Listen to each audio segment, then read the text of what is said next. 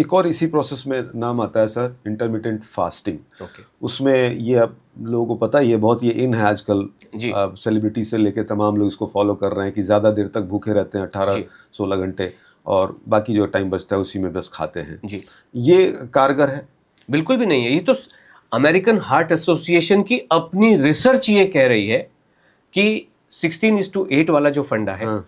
उन्होंने इसके ऊपर 20,000 से ज़्यादा एडल्ट्स के ऊपर बहुत एक्सटेंसिव रिसर्च की है, और 18 मार्च 2024 को उन्होंने इस स्टडी को पब्लिश किया है, रिवील किया है कि अगर आप 16:8 एक्सेस फास्टिंग रखते हैं, इंटरमिटेंट फास्टिंग जिसको कहा जाता है, तो हार्ट को आप बहुत कमज़ोर कर लेते हो, और हार्ट अटैक से होने वाली मौत का खतरा 91% बढ़ जाता है। और उन्होंने कहा है फास्टिंग या इंटरमिटेंट फास्टिंग किसी को भी नहीं करनी चाहिए। और जो लोग आप कह रहे हो ना, ये सब सेलिब्रिटी लोग करते जा रहे हैं, और सारे सेलिब्रिटी लोग मरते भी तो जा रहे हैं। शेन वॉर्न मर गया ना, भूखा रह रहा था, हार्ट अटैक से 52 साल की उम्र में मर गया।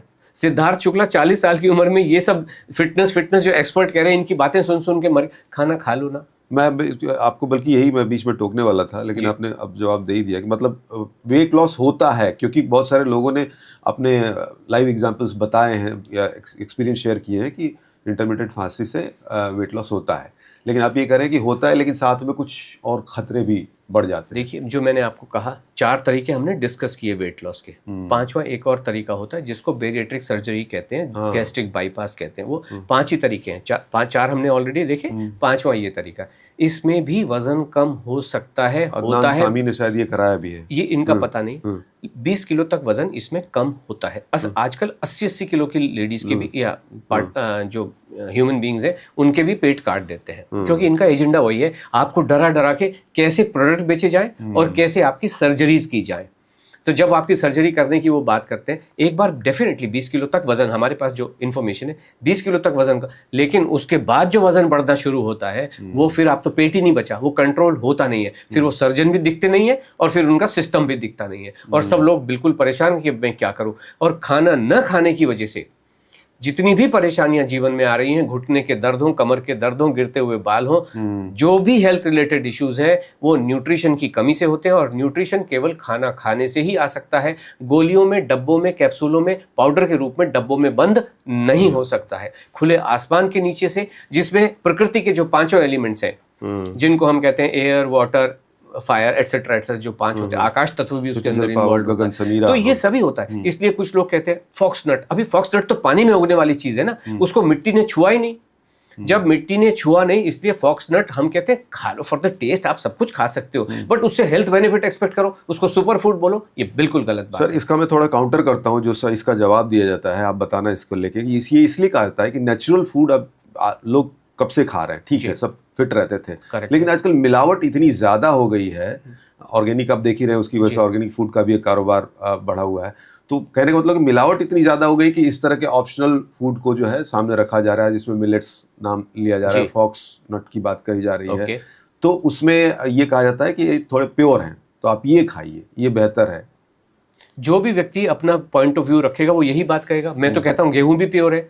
गेहूं में क्या मिलावट है, चावल में क्या मिलावट है?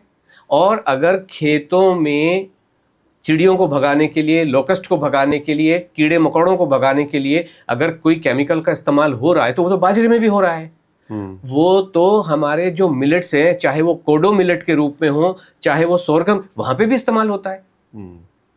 होता है कि नहीं होता है? ऑर्गेनिक का तो एक और इस कहा जाता है कि इसमें बहुत ज्यादा यूरिया डालने की इन सब में जरूरत नहीं है, ये वैसे ही उग जाते हैं।